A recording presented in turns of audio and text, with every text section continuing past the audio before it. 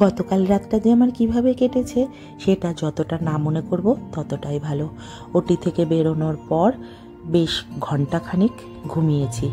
তারপরে জ্ঞান ফেরার পর থেকেই শুধু বমি পাচ্ছে, মানে সারা রাত অনেকবার বমি করেছি, কিচ্ছু তো খেতে পারিনি, আর সারা রাত বমি হয়েছে। শুভ্ররও ওর জন্য একদম ঘুম হয়নি রাতে। সকালবেলায় উঠে এই যে ব্রেকফাস্ট দিয়েছে, আর এত বমি হচ্ছে বলে বমির ওষুধও দিয়েছে, আর সিস্টার এসে বলল জোর করে খেতে এটা, কিন্তু আমার খেতে মোটেই ভালো লাগছে না, সব কিছু যেন তেতো লাগছে।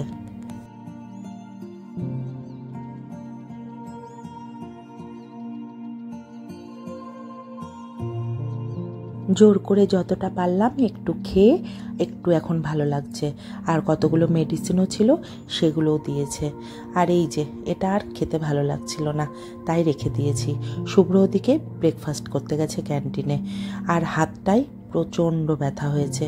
আর এই যে কালকে অপারেশন হয়েছে, এই ড্রেসটা পরে দেখো না কী সব লেগে গেছে, তো এই ড্রেসটা এখন চেঞ্জ করব, ওই জন্যই বসে আছি।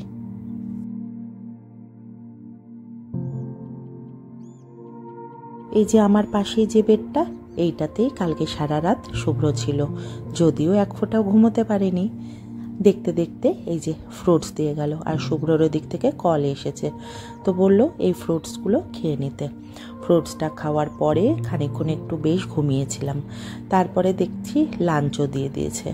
সকালে যেহেতু ব্রেকফাস্টটা ঠিক করে করিনি, শুভ্র বলছে লাঞ্চটা তাড়াতাড়ি করে নাও, কিন্তু আমার খেতে কিছুই ভালো লাগছে না।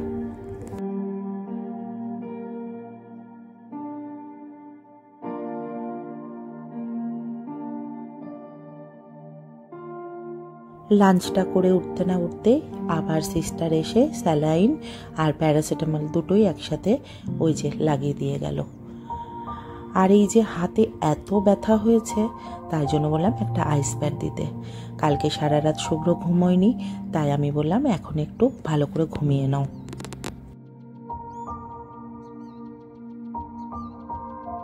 গতকাল রাতে যেহেতু দুজনেরই একদম ঘুম হয়েছিল না, তাই দুপুরবেলা টেনে একেবারে ঘুম দিয়েছিলাম, আর এই যে সন্ধ্যাবেলায় ঘুম থেকে উঠলাম।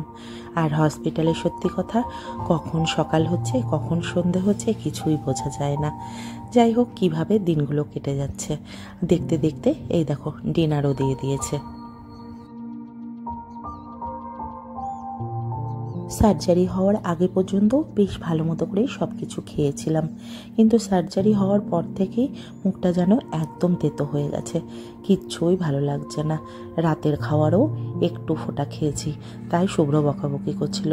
কি করব বলো, মুখটা একদম তেতো হয়ে গেছে, মনে হচ্ছে যেন সব খাবার তেতো, কিচ্ছু ভালো লাগছে না। যাই হোক, আর একটা খুশির খবর তোমাদের বলি। আর একটু আগেই ডক্টর এসেছিলেন, আমাকে দেখে বললেন কালকে, আজকে যেহেতু 15ই আগস্ট ছিল, কোনো ডাক্তারই আসেনি, রাত্রিবেলায় ডক্টর চেক আপে এসে বললো কালকে আমার যে সার্জারি করেছে সেই সার্জন আসলে চেক আপ করে কালকে আমাকে ডিসচার্জ করে দেবে। খাওয়া দাওয়ার পরে আবার ওই স্যালাইন আর প্যারাসিটামলটা আবার লাগিয়ে দিয়ে গেল, এটা এখন সারা রাতেই চলবে। আবার আর একটা নতুন দিনের সাথে নতুন সকাল।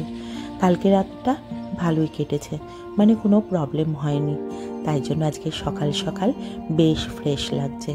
আর ওই ভোর 5:30 নাগাদ এসে সিস্টার উঠিয়ে দিয়েছে, কতগুলো মেডিসিন ছিল, তারপরে আবার সেই স্যালাইন আর প্যারাসিটামল লাগিয়ে দিয়ে গেছিলো, কিন্তু হাতটায় প্রচণ্ড ব্যথা হয়েছে, জানি না এরপরে আর স্যালাইন দিতে পারবো কি না। আজই ফেসবুকে পোস্ট করলাম যে আমার অপারেশন হয়েছে, তোমরা অনেকে অনেক ভালোবাসা দিয়েছো, আর অনেকে অনেক কোশ্চেন করছো যে হঠাৎ আমার কি হলো, তো সময় করে সবাইকে আনসার দিয়ে দেবো। এই যে দেখতে দেখতে ব্রেকফাস্ট চা সব চলে এসছে, কিন্তু ব্রেকফাস্ট খেতে আমার একদমই ভালো লাগছে না। আজকে দিয়েছিল চিড়ের পোহা, তো একদমই ভালো লাগছিল না। যাই হোক, পরে এই যে আবার স্যালাইন দিতে এসেছিল, কিন্তু স্যালাইন দিতে গিয়ে দেখে হাতটায় ভীষণই সোয়েলিং হয়ে গেছে, প্রচণ্ড ব্যথা লাগছে, তাই খুলে দিল, বলল আর স্যালাইন দিতে হবে না, তার বদলে এই যে সব মেডিসিন দিয়ে গেল, বললো এখন তাহলে এই মেডিসিনগুলোই খেতে। যাই হোক, হাতে যা ব্যথা হয়েছে আর স্যালাইন নেওয়ার মতো অবস্থায় ছিলাম না। ব্রেকফাস্টটা সামনে খুলে দিয়ে শুভ্র গেল ক্যান্টিনে ও ব্রেকফাস্ট করতে। ব্রেকফাস্ট করে উঠে অনেকক্ষণ বসেছিলাম। ডক্টর আসতে আসতে প্রায় 1টা বেজে গেল। চেক আপ করে সব কিছু ঠিক আছে, আর আজকে যে ডিসচার্জ দিয়ে দিয়েছে। আমার ড্রেস চেঞ্জ করাও হয়ে গেছে, তো এখন এখানটাকে বাই বাই করে বেরিয়ে যাব। অনেকে আছে যারা আমার সাথে এখানে ছিল, কিন্তু তাদেরও আজকে অনেকেরই ডিসচার্জ হয়ে গেছে। আর এই যে সব সিস্টাররা ভীষণ হেল্প করেছে কটা দিন, তো সবাইকে ভালো করে বাই করে বেরিয়ে যাচ্ছি। 4 দিন আগে এই পথ দিয়ে এখানে ঢুকেছিলাম, আবার 4 দিন বাদে সেখান থেকে বেরিয়ে যাচ্ছি।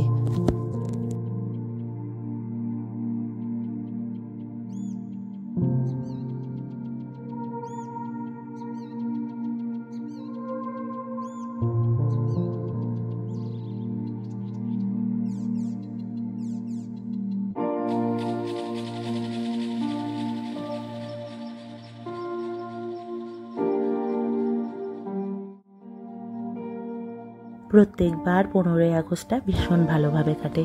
আমাদের বিল্ডিংয়ে প্রোগ্রাম হয়। কালকে সবাই নিচে এসে জানতে পেরেছিল আমার অপারেশন হয়েছে, তাই অনেকেই কল করেছিল। কিছু জনের কল ধরতে পেরেছি, কিছু জনের হয়তো ধরতে পারিনি। আর এই যে হসপিটালের নিচে এসে দেখি এখানটাও কি সুন্দর করে সাজিয়েছিল।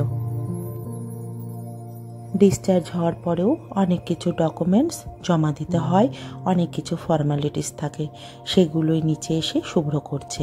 আর এই যে এইটা হচ্ছে ওয়েটিং রুম। পেশেন্টের কাছে যদি একজনের বেশি 2 জন থাকে, একজনকে তো পেশেন্টের সাথে অ্যালাউ করে, আর 2 জন থাকলে আর একজনকে এই নিচে এসে থাকতে হয়। যাই হোক, সব কাজকর্ম হয়ে গেছে। আর এই যে গাড়িতে বসেও গেছি, এখন যাব বাড়িতে।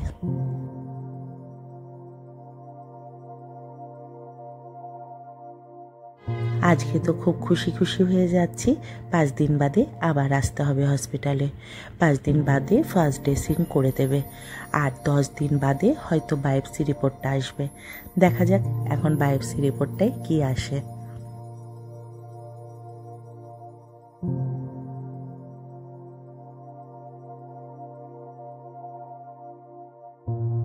এতদিন বাদে বাড়ি এসে ভালোভাবে ফ্রেশ হয়ে আলাদাই একটা ভালো লাগছে।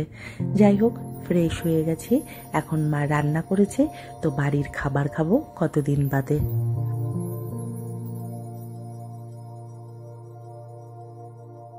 দুপুরবেলা খাওয়া দাওয়া করে একটু রেস্ট নিয়েছিলাম।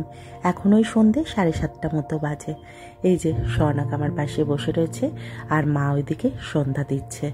তো আজকের ব্লগটা আমি এখানেই এন্ড করছি। দেখা হবে নতুন একটা ব্লগের সাথে খুব তাড়াতাড়ি।